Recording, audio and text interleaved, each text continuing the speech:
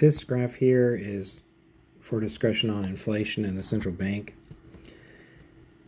It's my opinion that one central bank president shouldn't have so much power to control whether money for the whole country gets inflated or not.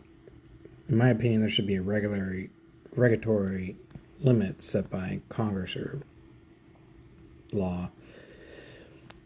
The government has been saying that this inflation that we've been having is caused by companies, but I'd always heard that inflation is caused by money printing, which seems to be the case, as you can see with this graph here. I think the rest is just propaganda.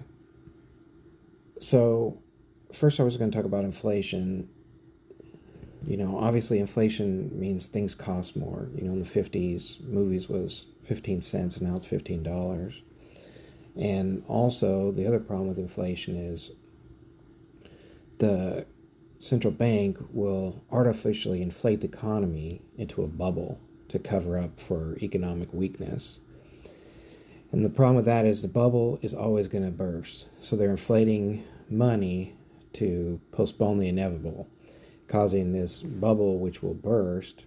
And when the bubble bursts, it upsets the economy and results in the loss of jobs generally, which doesn't benefit the average person in the long run. Only person who gets benefit from the bubble is big banks who are getting money shoveled at them by the central bank, which, there's some definitely very gray, if not corrupt areas there where the central bankers end up working for the big banks, with questionable positions after their term limits are ended. So you look at this graph here, which is a publicly available graph. You can get it if you just Google central bank balance sheets or central bank balances. So this is how much debt or money the central bank has printed and has chosen in the past and is choosing now to not put back or not resolve the debt to artificially inflate the economy as a bubble. So during the Clinton and Bush years on this graph, you can see, the central bank had a balance under $1 trillion. And at the time, it seemed like a big deal when under Obama, due to the housing market crash, to try and, artificially inflate the economy during that time, they pretty much more than doubled their books to $2 trillion. Then you can see under Obama and Trump, the central bank slowly increased their balance, inflating the economy further to make up for the deficit of the natural economy growth to $4.5 trillion. Okay, so this is kind of a false bull market, which everybody attributes to Trump being such a good president or whatever, which was really just a big bubble.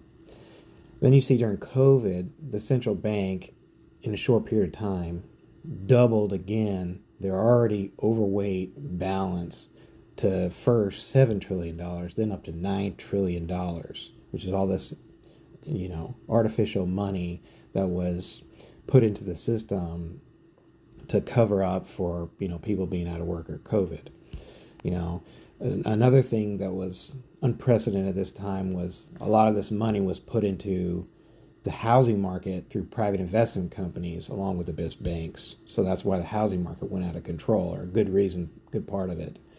And you can see that they slowly decreased, when they realized that inflation got out of control and what a mistake they made, that to only back to the $7 trillion mark, not back to the original $4.5 trillion mark, which is why, some of the inflation has eased off of food and different things, but that the housing market's still crazy high because they never brought it back to the pre-COVID levels. They still have all this money in the housing market and private investment companies and the big banks, this artificial inflation.